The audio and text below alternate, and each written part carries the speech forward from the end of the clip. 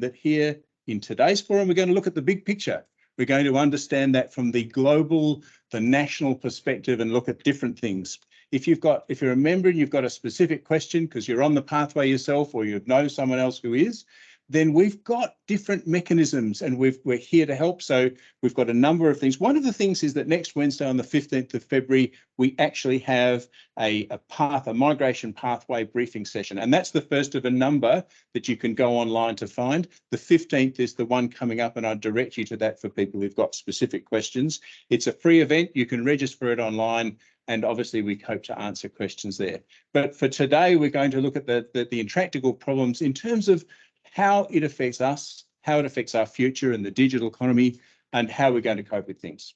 So we always acknowledge a number of things. I want to start by saying we acknowledge the traditional owners of the land, the Noongar people, and we acknowledge the Derbarl Yerrigan and the custodians of the land, past, present, and future. And I also want to talk about our diversity pledge. ACS has a diversity pledge. We acknowledge people from all cultures, from all races, creeds, from all different backgrounds, because everyone's notions, everyone's ideas, and everyone's thoughts are welcome in this forum. And we do that underneath, I guess, the ACS's Code of Ethics and Professional Conduct. This is an association that promotes professional membership. We want people to act as professionals, and so everyone should have the chance to put their thoughts forward in a professional manner with respect to others at all times. Thank you for understanding that. I also want to acknowledge there's a few people we've got here. It's not just me, we've got some experts drawn together. Firstly, I want to welcome on my left-hand side, Siobhan Casey. Now, Siobhan is the Chief Growth Officer. I have difficulty saying Chief. I don't often see this as an acronym very often, but you are the Chief Growth Officer. You're also the Director of Migration Pathways, so you've got a couple of hats on, and both of those are very important for the ACS. So will you please make welcome Siobhan? And again, to my left, my further left, I've got Hayden Bell. Hayden is the State Manager for probably the biggest IT, it is the biggest IT recruitment company in Western Australia for PeopleBank. And he has a wealth of experience that will help us to guide us on this particular. Will you please make welcome Hayden Bell. And in the ether, we've got Michelle Sanford, who some of you know is our developer engagement lead at Microsoft. She is not here in the room today. In fact, she's somewhere between a car between Bunbury and Busselton. And she's going to now, right now, when we last checked with Mike, we were having a bit of technical difficulties. So you may see her head flash up on the screen from time to time. But otherwise, if she pops in and out, if we're having difficulties with the audio, I'll read out some of the things that she says to say to keep in the conversation. And apart from that, we've got a wonderful audience of people here today. Thank you for those who've come. And online, we have an even bigger audience of people. So with that, I remind everyone, the reason we look at these things is because the stuff that we discussed in today's forum are what we call wicked problems, the hard stuff. Don't tell us the stuff that we already know that's easy to fix. This is the stuff that actually that should keep you up at night, where you're grappling with what to do and what not to do. And so the range of questions we've got here, some of them we've had people send them in advance. Thank you to those. But those of you who are online saying, I want to ask a question, there's the chat version. You can put things in onto your Teams. You can enter them in there. And we're going to progress through a number of questions. This is a conversation we're not finishing tonight. We're starting today. And so it may go on. And of course, later on, you'll see some of the results of this. You'll see probably a write-up that will come in Information Age. You'll get to see the different ways in which people are thinking, and you'll start to see the cross-section of views. That's the idea. So let's not wait any further. Let's get started right into it. We've got our first question. Our first question is coming from ACS fellow Greg Bolch. Greg, over to you. What's your question? This is directed to the ever youthful Hayden. Should we be focusing on permanent or temporary migration in Australia, and why? Thanks, Greg. Well, look, I would say you have to have both rather than focus on one. Different circumstances require different models. So in the IT world, I guess from a student point of view, or somebody who's spending an awful lot of money to get their migration pathway into Australia, permanency is probably the main aim.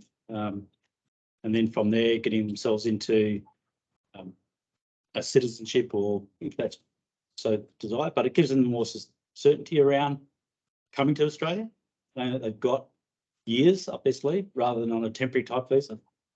But there's calls for the reason to have temporary visas. Certainly from a business perspective, it may be that there's a project that's underway that needs additional headcount, but it's not a long-term proposition. So bring them in, get them to work on the project, bring their skills, and then allow them to transition back into their own home country environment and take the skills back there.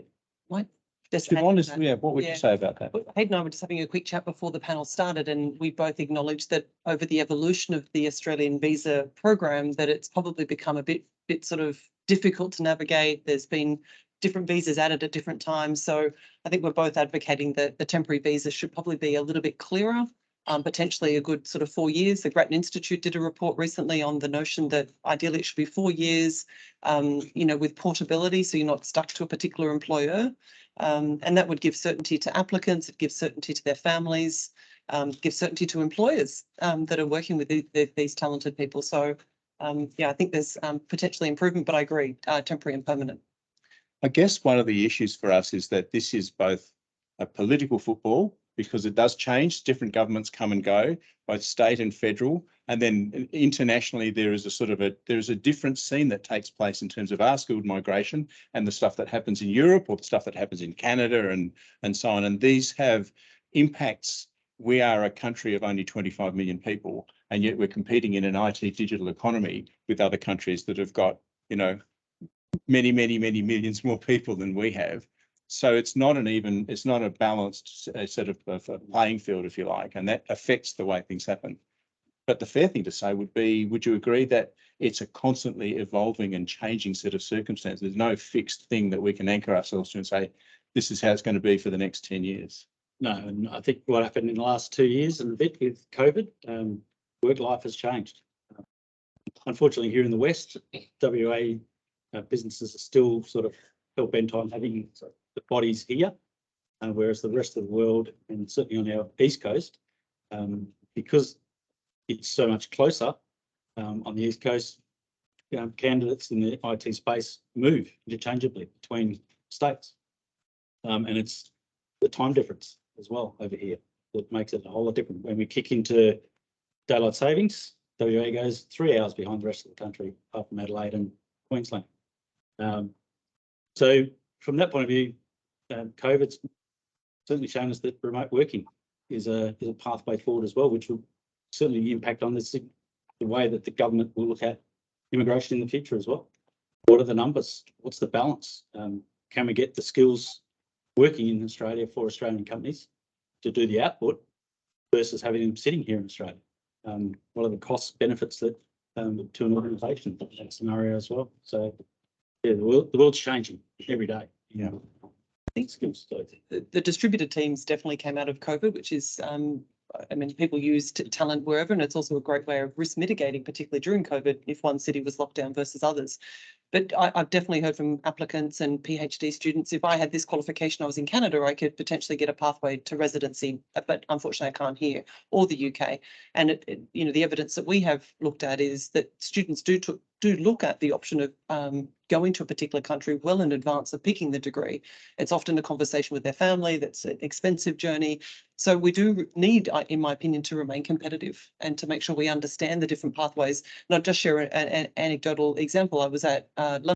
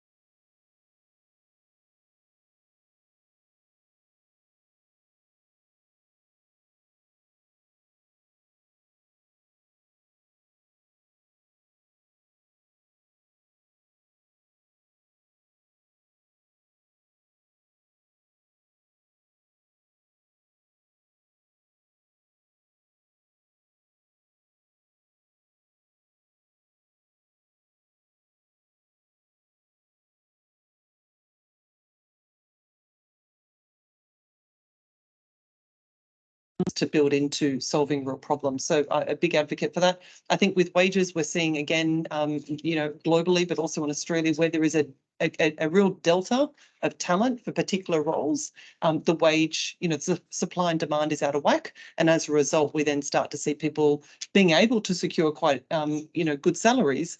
But it's actually the big corporates that win because they're the ones that can afford the big engineering talent. So smaller businesses, and Australia is, successful because of our SME, small to medium business network. They're struggling to get the right talent because they can't afford it. So we do need to balance out that supply and demand better. So yeah, for me, it's probably all good. I'm open to the debate though. So are there any negatives to this skills diffusion question? Yeah, I would have to say probably not. In terms of the only thing that I could think of from a negative point of view in skill migration is if you're a recent graduate getting out into the marketplace, you're potentially competing with skilled migrants coming in who have no track record in the Australian economy, Australian workforce. They're potentially taking away some of the entry level jobs to get their foot into the marketplace as well. So that's probably the only negative that I can see. The upside is always, as Siobhan was saying, skills transfer from people coming from big multinationals overseas.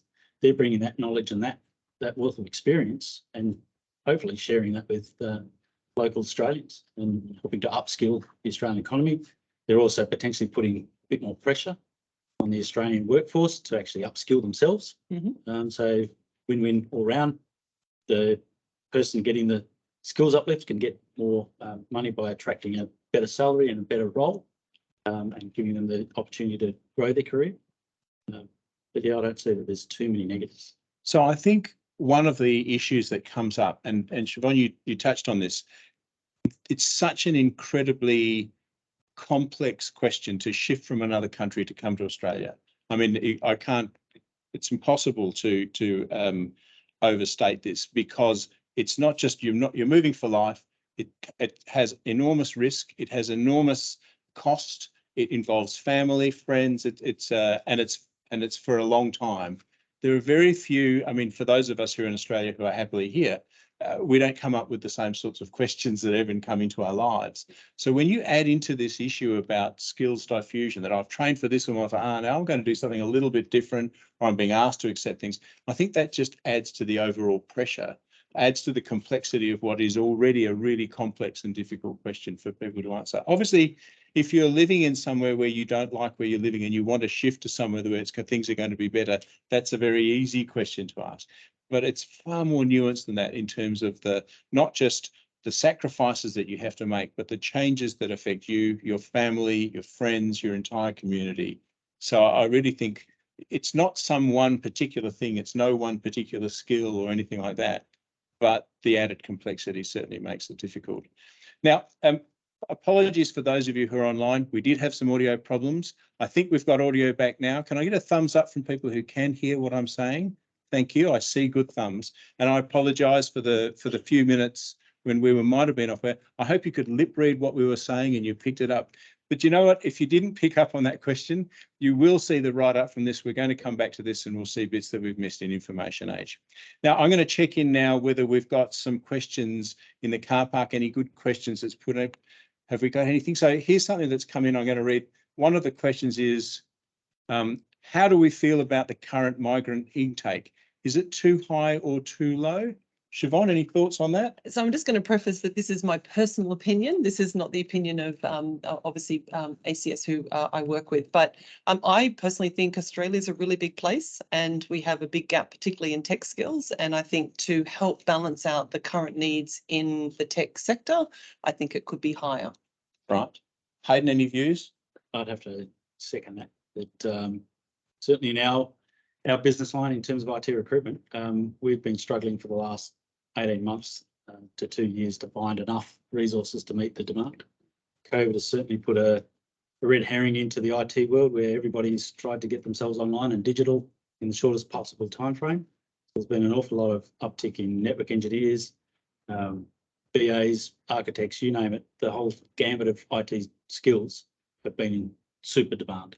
overheated. It's the hottest market I've seen in the 28 years I've been doing IT recruitment. And we were talking before this and you're saying that it's very different in WA to what it looks like on the East Coast. There's two different levels of engagement in terms of this question, right?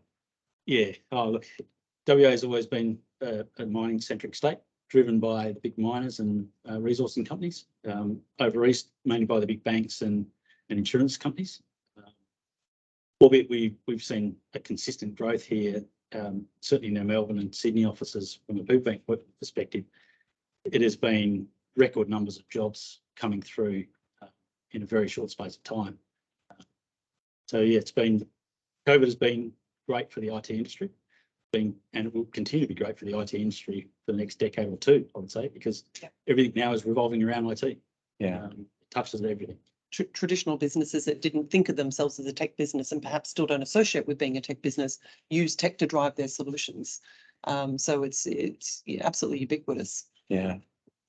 So there's another question here. I'll quickly touch on that because that's a slightly different thought. Should employer-sponsored visas be prioritised? Okay, now that's a hot topic. What do you think? Look, I think to say yes to that would make certain sense for many people reading that question. Oh, of course, you've got a job lined up. Absolutely, let's get them in. The flip side to that is, does that disadvantage other people that potentially have equally good skills and are ready to be assessed? There is a pipeline. I would personally not like to see that happen. I would like to see our processes to be such that we can move faster, particularly, so ACS is a nominated assessing body from the Department of Home Affairs. We have been since 1996 for people with tech qualifications. We do our part and then we provide a suitable or unsuitable letter to applicants to go and then apply to the government. I think what we're hearing is some of those processes could be tighter, faster, quicker.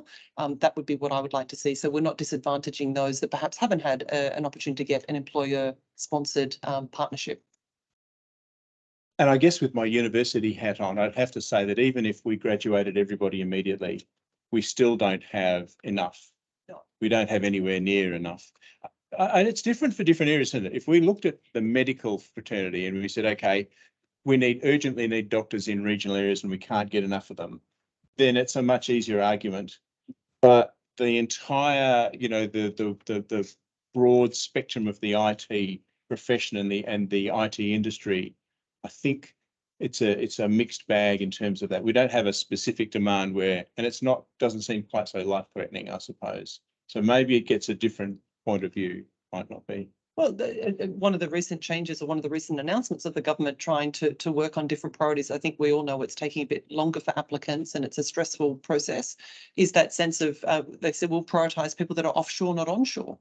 And, that sounds counterintuitive if people have made the effort to be here and they're going through potentially training or, looking for a job, then ideally settling those applicants into some certainty around their life.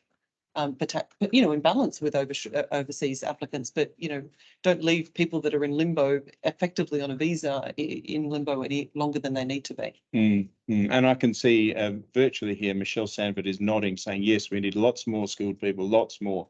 I mean, the whole point about numbers is there's no particular number that fits. We're a very small country. We could fit an awful lot more people without doing any great damage.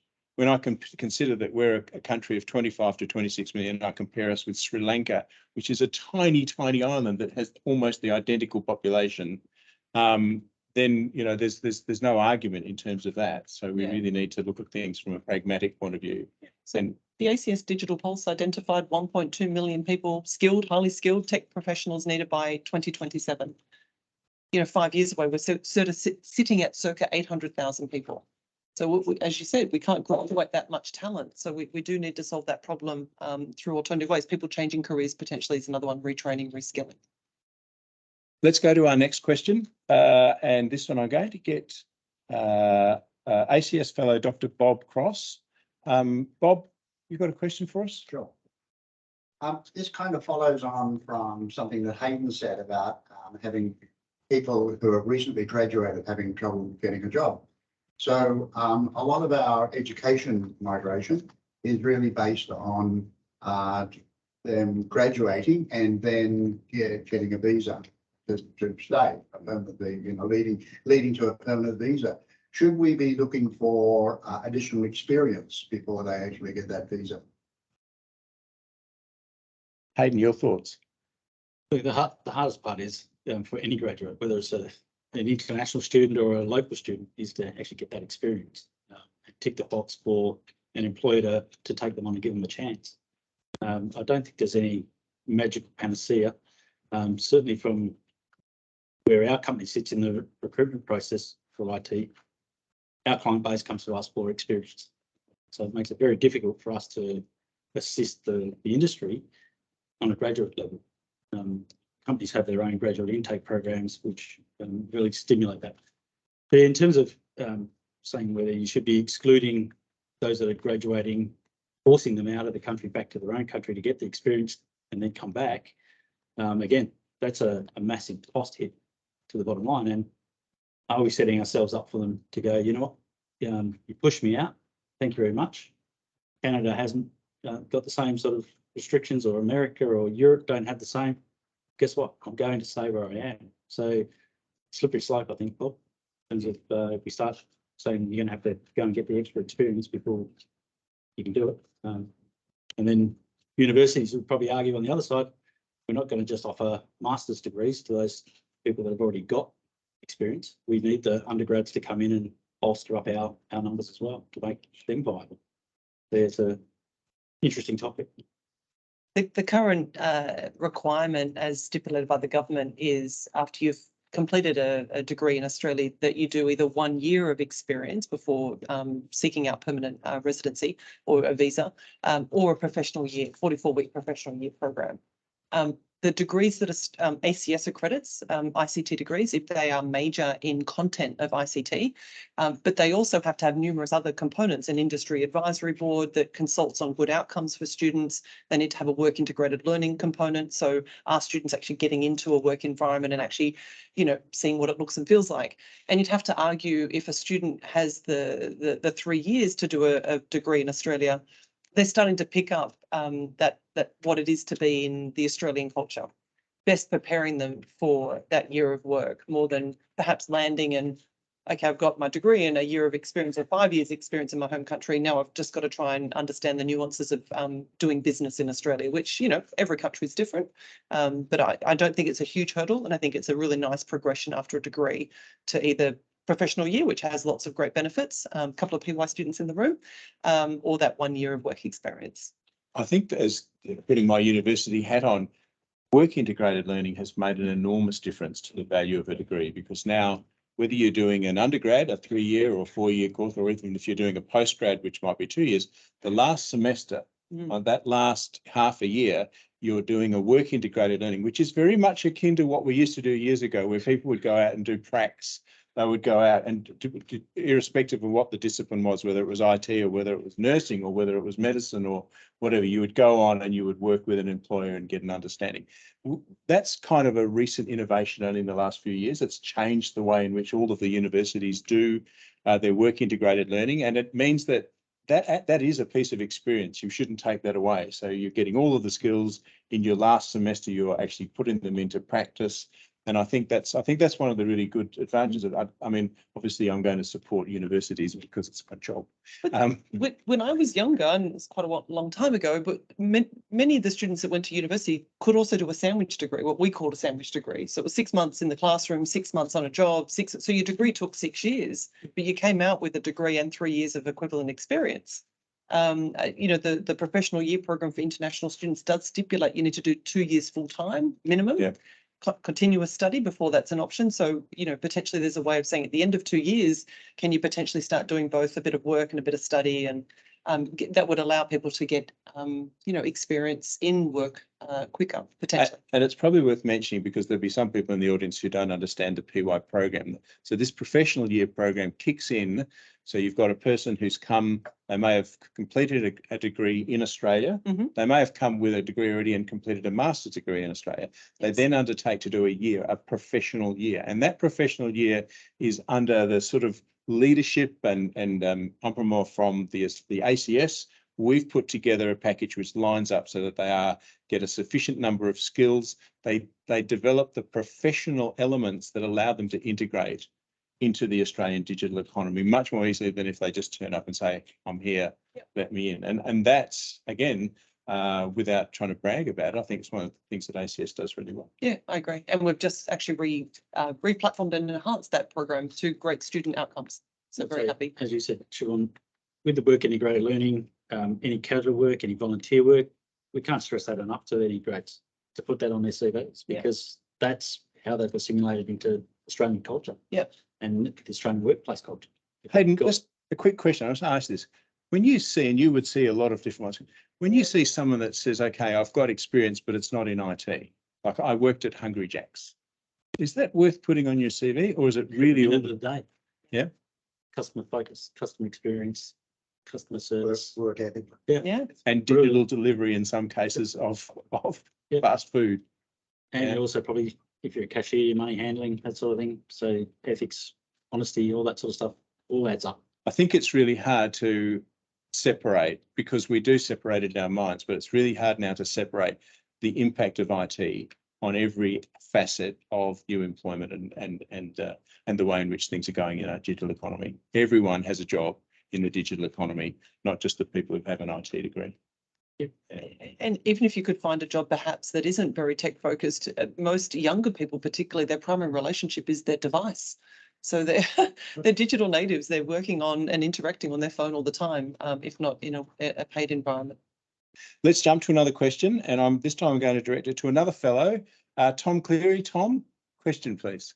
In the context of trying to attract the appropriate talent, how do we streamline these application process so that talented tech people can find a place in the country? It's a great question, one that many people are trying to discuss, consult, particularly to try and give government good counsel on perhaps what we need to do. So for those that are not familiar, we currently use ABS data to define migration based on ANSCO codes, so particular roles that we believe are relevant. That's relatively okay, but it tends to be data that's, it's behind us. It's potentially 24 months old. How do we capture, that information of what do we need today? What's happening on Seek today in tech roles? And then more importantly, what do employers think they're wanting to recruit in 12, 24 months? That information, there's ways of capturing that data, but I think a forward view, a current slice, and potentially what's behind us, if you triangulate that information, would be in a better position to say, actually, right now we need, and have a much more tech-driven view rather than a survey, driven view of ABS information. So that would be my advocacy on a skill stack more than a job role. Let's just jump into the audience. Jim, you've got a question or a comment that you'd like to make. I've got a bit of comments as well as a couple of questions that are furthermore. One of the interesting characteristics of IT as a profession is that it's more or less geographic independent. So you can travel, you can do the same thing in Europe or in North America, even South America. You can get a Rio, get an IT job. That's a great advantage when it comes to choosing a profession as a student or moving into that profession. But also, of course, it also has a danger that these people disappear very easily. So you have got two sides of the coin there. I was going to ask a couple of things. One is perhaps the pros and cons the panel might have or might be able to elaborate on of bringing people in to be IT students rather than bringing in experienced, mature IT immigrants. We've touched on that already, I know, a little bit.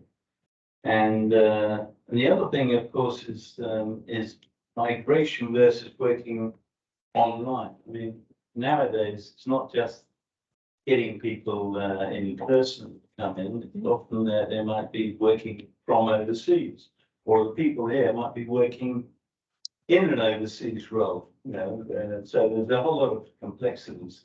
I understand. You might have some comments on that. Well, Jim, I'm going to try and connect you with Michelle Sanford. We had some audio problems before. I think we've fixed them. And we're going to see if Michelle's got any thoughts about something. And before she does jump in with that, she made the point on the last comment, I just didn't read it out in time, I'm sorry, that when in her role before, in going back to the Hungry Jack's question, she said she always employed those people that had that kind of experience because they had demonstrated a range of, you know, the brave, I don't know if it's bravery to say you worked at Hungry Jack, but certainly they demonstrated a range of skills that you can't measure in that typical IT setting. Actually, I remember Michelle saying that, and as soon as that question that point came up, I remember Michelle making that point exactly. She always looks so easy, but for experience at Hungry Jack's or KFC or whatever, because that does give a whole lot of people skills. Absolutely. Michelle, are you online? Have you got something to say? I am online. Can you hear me okay? Well, that's not So bad. good lip reading, I think, which I can see her, but I just can't quite hear you. You just need a little bit of sign language. Okay, all right. And you had another question, Jim. Well, those are really the Oh, two questions. okay. The migration versus working online. But in both directions, the pros and cons of that, and also the pros and cons of, the pros and cons of the bringing in people to be students, IT students versus mature people that already jumped straight into a job with skills. And I guess it's a mixture of both, obviously, but I was writing comments and thoughts on. Yeah. I've had experience in all of those. Working, I mean, we talked about, or I talked about distributed teams before. I'm definitely aware of innovation and entrepreneurs that are building up their team and having data scientists based in Brazil or teams based in Vietnam. I had personal experience having an offshore team in a prior role based in Chandigarh, northern India. And, you know, it's quite effective. However, I was up till midnight most nights talking to my team, you know, and that has its cons. I like my sleep. So, but, you know, really great team, very talented, but, you know, much better having some of those members on territory and potentially some of the team based offshore. That would have been perhaps a good balance. And to your second question, and I'll pass to Hayden, but that notion of graduates or recent graduates versus experience, I think it's dependent on the business, you know, what you can afford for that talent, how well you are at developing and working closely with that talent. There's no point putting on a recent graduate and, you know, not giving them any guidance or any senior support. So that would be disadvantageous to that person. But if you can get, and again, ACS, pretty much 50-50 assessments is recent graduates and skilled migrants coming with both qualifications and experience from their home country. You know, fantastic. Gets on hitting the ground with really tangible skills and giving us some of that knowledge. Fantastic. I'll go back to your comments about the pulse. If we've got that much shortfall of IT stock in the by 2027, then IT students and experienced IT, bring them on as fast as we can, because that'll do my business wonders. Because it is very difficult to find experience, and also getting that talent through the Australian system. As you touched on, David, if every university in Australia was to pump out all their students all at once, we still wouldn't even scratch the surface. Not even close. So about how we get more people out, or more students out of primary school into their kindergarten, and even before that, getting them ready and primed to get into IT, because that's where the future lies. If you look at everything being touched by IT, that's the way we need to be angling it. More marketing to them and more direct contact with them. I guess in terms of getting a graduate over and an experienced person, I can't see that there's any real bonus. So I just want to let the audience know that I'm seeing a lot of the different chat, and I appreciate the people who are live here in the room. There's a lot of difference of opinion about this. Some saying upskill, definitely. Others are saying it's not necessary. Some are talking about, and going back to something that Michelle said, and she put in a comment, she said, apart from fast food experience, she's saying, you know, what other things have people done that are really important in differentiating people? So she's talking about, have you been involved in hackathons? Have you been involved in tech conferences? Are you the secretary of a uni club, or those sorts of things? That kind of base level engagement, the passion, the commitment, that sort of stuff. Yeah. And so I guess that's all part of it. Again, it's a really complex question. There's no one answer. But for those of you who are posting online, I just make this point. We will collate everyone's opinion. So if you've got something about this, then I think that's great. One of the comments that's coming up a lot on the screen multiple times is, for those people who are new to the country, how do they gain experience? How do they go about it? Apart from the really good tips that Michelle said, is there anything else that we should be asking, our newest Australians, those people who've just come in, what else can they do? It is challenging, and I've heard lots and lots of stories of lovely, talented students that are struggling to get their foot in the door even for an interview. I met someone in Tasmania who'd gone for 90 different roles. So, and he has an undergraduate and a master's. So what can they do? And I think further to what perhaps Michelle has advocated, try and get as many tangible IT related skills that you can through volunteering. It doesn't sound great. You still got to pay your bills. But, getting into meetups where people are, get in front of people, get that opportunity to eyeball people in events such as, join ACS would be, definitely a vehicle. Go to meetups on particular things you're passionate about. Go to startup hubs. There's lots of people looking for sweat equity in those places. If you can give up a couple of hours a week to do something, or 3 hours a week, potentially having that on your resume as something you've been passionate about. So do as much as you can to get amongst the network and meet people, and don't be shy in reaching out. There's plenty of people in the industry. If you connect on LinkedIn, some people are always willing to have a coffee. Great. We're going to jump to the audience. We've got another statement over here. Thanks, David. 2 points. One is that I've seen companies here in Australia where the Foreign Investment Review Board has put restrictions on the Australian company, which is owned by a foreign entity, from using outsourced services or people. And so when I was a consulting firm working for one of them, we found it difficult to resource to support that at times. I lived in Canada for 15 years. Coming back to Australia, it took a solid year to land in a good IT career. So even coming from a good Canadian, relevant experience, and I've got an Aussie accent, it's not easy to transition even mid-career. So and we move around the world for all sorts of reasons, not just for a better life in Australia or similar. So there's a few points in there that I just interested in your thoughts, Hayden, you must have seen evidence of the sort of stuff we're hearing here in the past. Yeah, and I guess it all comes down to timing. It is a big timing issue about what stage different clients are at or companies are at in their project life cycles, to when you're coming in with the skill set you bring back. One of the things I've looked at over the last probably couple of years is what hasn't happened in Australia. We haven't had the opportunity for our IT graduates to leave the country, or those that've got a couple of years under their belt to leave and go and get that experience that you've gained. And then we're not seeing them come back in droves. Normally what you would say colloquially, that they come back to start their families here in Australia, and primarily in Perth. We see that get to that 35-year age mark and want to come back and settle down and get their family sorted. But and we've got another one. I can't see who. Somewhere over here. Is that Greg? Greg? This is on behalf of so many Indian Uber drivers. I have personally, in the last 18 months in Sydney, Melbourne and Perth, had an Indian Uber driver who had exactly the same story. They came here, they paid for education in IT. They couldn't get employment once they got their qualification. The last one broke my heart because it was here in Perth. He was walking away from IT to dig holes on a fly-in, fly-out basis. What can we do about that? So you have just basically echoed words I have spoken more than 50 times, in my opinion. So I'm the worst person to sit beside in any flight, or particularly every Uber, because I will speak to everybody. And that has been my experience as well. And to me, it's heartbreaking. I think there's numerous things. I think we need to better educate employers. And it's actually a project that ACS is working on, how best to recruit skilled migrants. I think we're looking at May to release that. But it's really around that notion of, we often put at the end of an ad on Seek, only Australian residents need apply.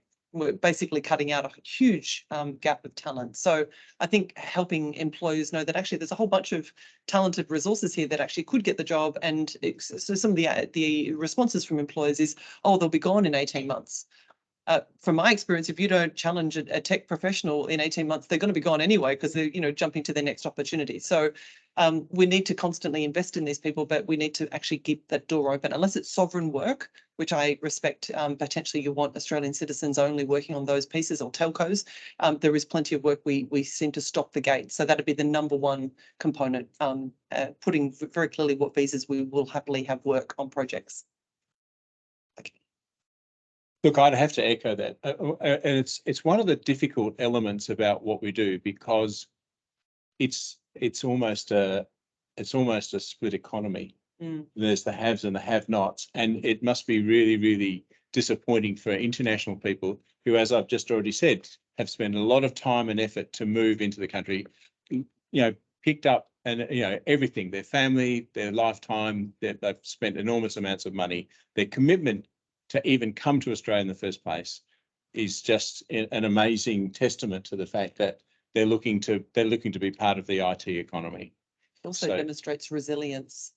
Resilience is, things you learn through lived experience, and having to migrate to any country and, involve yourself in a new culture, it develops a bit of grit.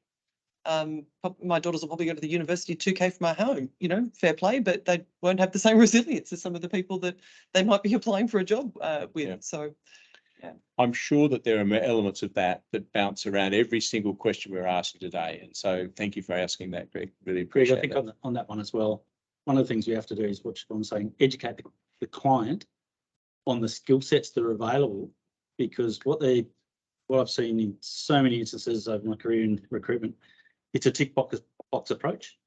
Do you meet all of the requirements of my job? Tick, tick, tick, cross, off to the side. Do you meet all the requirements of my job? Tick, tick, tick, tick, cross, off to the side.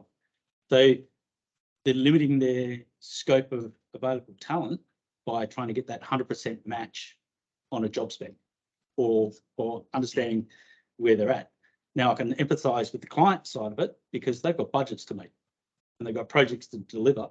So to take on somebody who doesn't fit the bill to the 95 or 96 percentile, and they're in the 80 percentile range, how much are they going to have to invest, and how much time is that going to put on their schedules and on their budgets?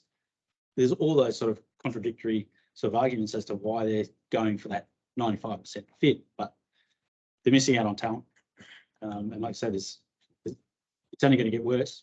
There's plenty of grey hair in this room, me included, and we're all going to be out of the industry at some stage.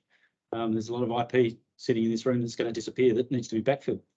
You only get the backfill one way, by experience. So we've got to give the youth of today and those that are coming in from overseas the opportunities. Let's jump again into the audience. Tom Cleary. So moving on from that point, a lot of the people who want to come to the country want to be on the bleeding edge of things. And yet we end up with things where, like Siobhan was saying, mainly the criteria that we apply are backward looking. How do we transform the accreditation process so that we're looking for the best and the brightest people and giving them the opportunities that they seek? So I think one of the opportunities we have when we look at reforming or suggesting reform to our current process is to transition away from particular ANSCO codes or roles and look more at a skill stack. And that could be the Sophia framework that we use. It could be the European Union merged with the Sophia. There's a few different frameworks in Australia and used overseas. So particularly ones that capture both technical and potentially non-technical skill, which are really important when you're coming into roles. And then looking at what's the current skill stack today being advertised for, what's the future skill stack, and have a bit of a quicker loop on that. I think you're still going to have some challenges around the piece around a degree, for instance. If we were to have a degree in blockchain and a year or 2 or 3 years experience, there's not many people I know that have that qualification and all that experience, but blockchain's a really important, emerging technology we need to have more skills in. So how do we solve that one? That's a bit more difficult. I've met with employers that run tech businesses that don't have a degree. They've got lots of certification, lots of hands-on experience, so they don't have a degree. So there's different pathways that we need to be open to, I think, and as well as a professional pathway. The biggest challenge for the government and the department is the speed at which technology changes. Yeah. November, prime example, ChatGPT is going to change the world, and how do they combat that? What's that going to add to the workload of those that are assessing people when they're using an AI to come up with all of their application responses? All these sort of new nuances that are coming into the industry. It's going to be an interesting period. I I'll think. caveat this that I'm joking, but we could use ChatGPT to tell us how we should do the migration process. Again, one of the challenges with that policy, how do you spot the charlatans? Oh, That's what professional police laws. yes. Yeah. We have rigorous processes for assessment. Let's quickly jump to the car park, and I think that we can squeeze in one of the questions that have come up from that. So from AJ Kumar and Pooja, so similar question. What are some of the issues faced as a skilled migrant in Australia, healthcare, etc.? So I'm going to, try and jump on this one, but it's not going to be comprehensive at all. I'm not a skilled migrant. I haven't had that experience, so I'm probably going to half answer this question. From talking to skilled migrants, it's very multifaceted. It's financially difficult. The anxiety around the uncertainty of the process, the complexity of it, having to source a role, which we've talked about. Often then, if you are successful longer term for applicants, often it's hard financially for that family initially moving here or the initial applicant, because every time you've got some ability, you often go back to your home country to see family and taking care of family. So it's the next generation that tend to have a better experience in buying a home or those sorts of things. So that money is often not one that they find the ability to buy. But yeah, in the short term, recently the government, obviously the back of COVID, allowed skilled migrants to work up to 40 hours a week. From 1 July, that will go back to 20 hours a week. So there are real constraints, real challenges, and as I said, lots of resilience, because it's not an easy process. And I know from my own experience at the university level and jumping from both students into the skilled migrant area, people come from other countries. They don't have the same access to healthcare. They don't have the same access to insurance. They don't have the same access to a whole range of things, whether it's setting up a home, whether it's finding accommodation. All of those things are restrained and restricted. So it's the question that the guys ask is, how do we do that? Well, and it comes back to what makes some of our skilled migrants such great investments, which is them demonstrating their own resilience and being involved and becoming thoroughly part of the digital economy, I suppose. We've got time to quickly squeeze in one more question.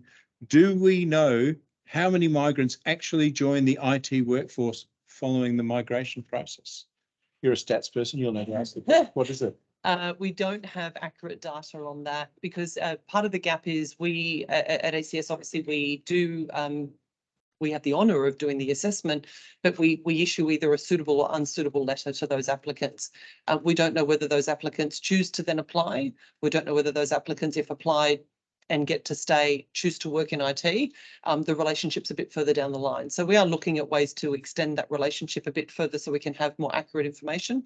And of course, we have historical data, which we hope to look at, actually touching base with some of those applicants to say, where are you now, type of thing, to get more information. Because I think it's a really interesting question, and I would personally like to know myself.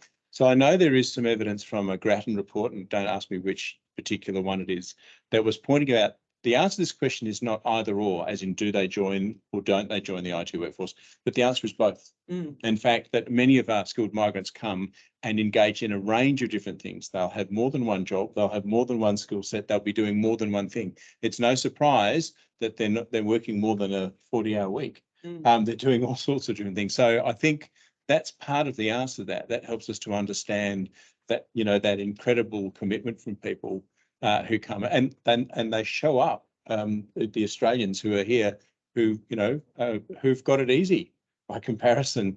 And so quite often they're useful elements to contribute. If you are a person and you do have a job at a fast food shop and you are an Uber driver and you do dig ditches and you do all of these other things and you're looking to be involved in the IT workforce, then I think that's, that's a different level of commitment that the majority of, certainly my family doesn't engage in that sort of thing. We're all lazy by comparison. All right, let's go back to, I think we've got a question from Dr. Now. Dr. Now, we've got one question. We'll jump to your question now. I've caught her offhand. Are we importing the IT workers with the right skill set? And another question will be like, how might we help young tech workers effectively and efficiently adjust to Australian workplace culture? Okay, are we getting them with the right skill sets? Is that even important? say it's important. So we're assessing, as I mentioned a couple of times, against a job role, an ANSCO code, which is what's required. To evidence that, we look at those that have obviously a degree and how closely aligned that degree is to the role that they're performing, and then the relevant work experience to support that. So if you've got a degree that's major in ICT or minor, and then that results in how many years of experience you need to demonstrate. So we go through all of that. So in essence, are we doing that correctly today? Yes, we are. Is it the right approach?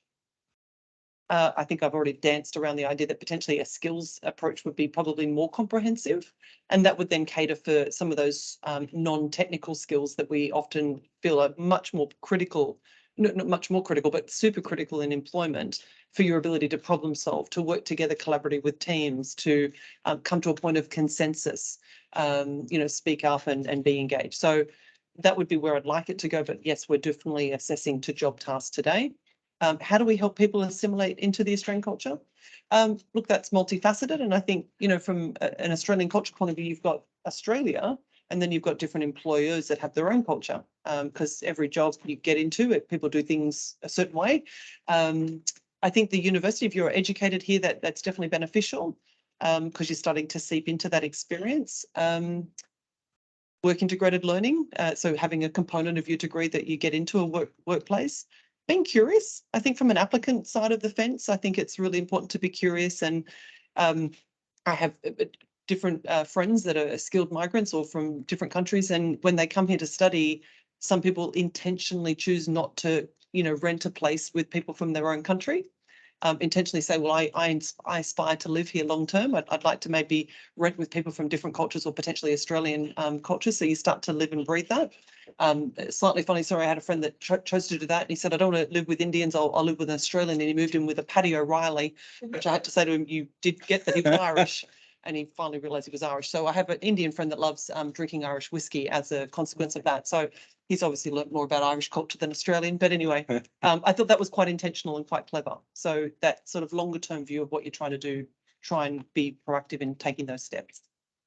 For those of you who can remember back, we've had a previous think tank which talked about equity and inclusion, and one of the things we touched on was the importance of soft skills, and we were touching on that difficult sort of thing. So I really like the Ted Lasso philosophy of the be curious side of things. I think that's exactly where we need to aim to be, and we're not looking to get one particular person or type of person. We're looking for a polyglot of people with different skills and different cultural attributes that are going to make us a better place. So I think in this day and age, if you're not on YouTube and surfing the net, finding out about Australia before you come here, then certainly missing the mark on what you're going to get open your eyes up to. But it's I think we said about the curiosity part of it, that would lead into finding out about Australia before coming to Australia. One of the things that I've found that's worked the best across organisations that we work for is having a buddy system. So when a new worker, even from the East Coast, coming to WA, vice versa, having a buddy that they can work with and show them the ropes, show them around, and where to eat, where to go to get coffee, all of that sort of stuff, help them to stimulate into the environment that they're moving to, works the best. Yeah. I actually go to trivia every Wednesday night when I'm not travelling in Sydney, and there's lots of really talented students from different countries that always beat me. So, pub trivia is always a good vehicle as well. All right, we've got time for one more question, and Jerome, who is a member of our branch executive committee. Jerome, what's your question? Right, just echoing what I've said as well, questions and comments. So basically, as a note here, a lot of new migrants struggle to find work when they arrive in Australia. Should we do more to help them actually be job ready, besides professional year and real and things like that? Should we set up advocacy groups or Yeah. Look, I think outreach programs? Yeah, I mean, are you talking from an ACS perspective? ACS. Yeah. Look, I think it's always great to look at new ways of solving the challenge, and the challenge is quite big at the moment because we have such a tech skills gap, and migration is a key vehicle for that. I'd be open to those sort of situations or suggestions. My apologies. Cognizant that it's really important, as much as it's really valuable for skilled migrants to have clusters of people and friends that they can have empathy from because they're going through that same lived experience, but it's super important that they come to things where they're meeting people not from their same culture, that they and put their hand forward and say hello and try and meet people. Australians are really an egalitarian kind of culture where certain cultures have more of a power differential. So even navigating those sort of aspects, I think is challenging for some people. But yeah, I mean, if anything's an option, I'm open to it to help students get better into the workplace. I think we could do more with employers, matchmaking perhaps, or providing that vehicle for them to meet and greet. Then we've also got recruitment companies, which we should always work with as well.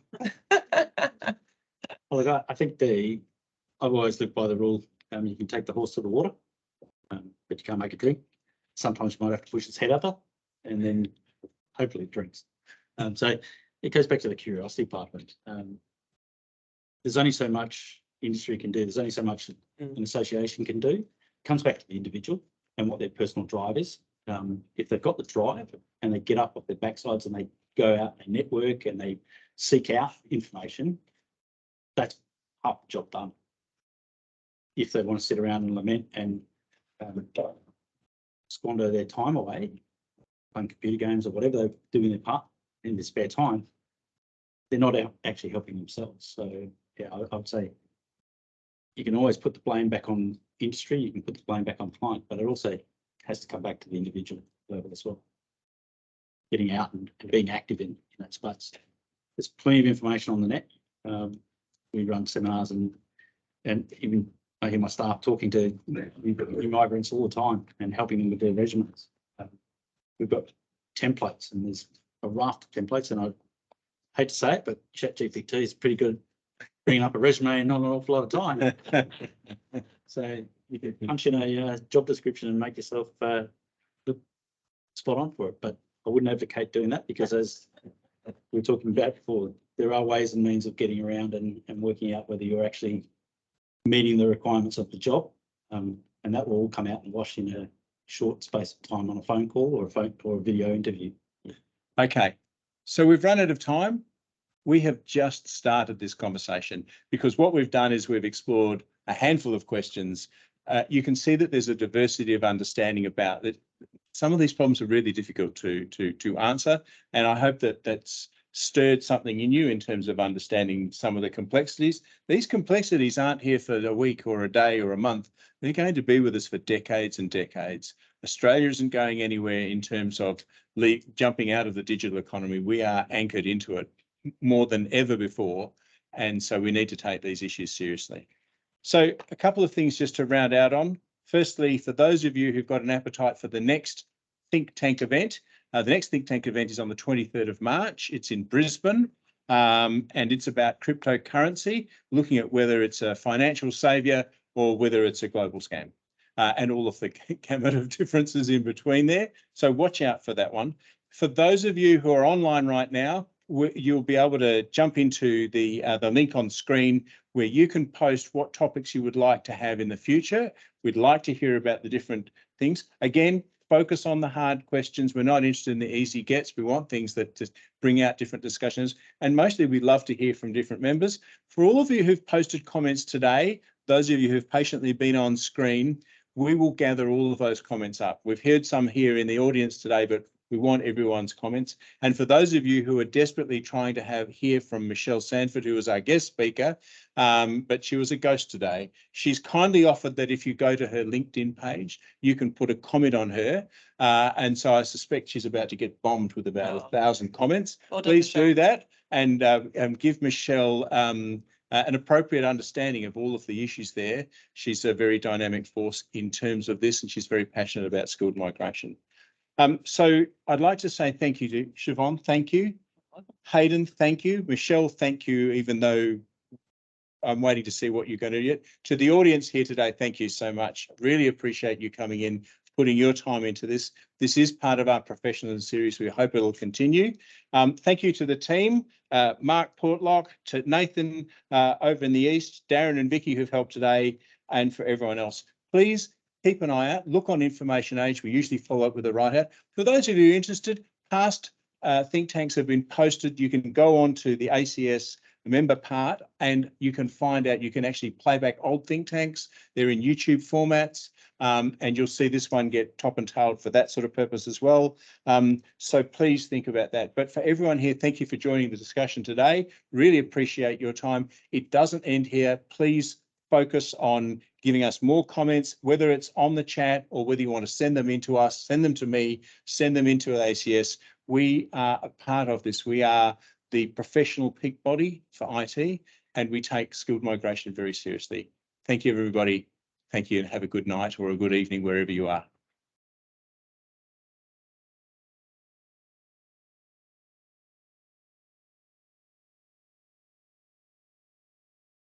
We're complete.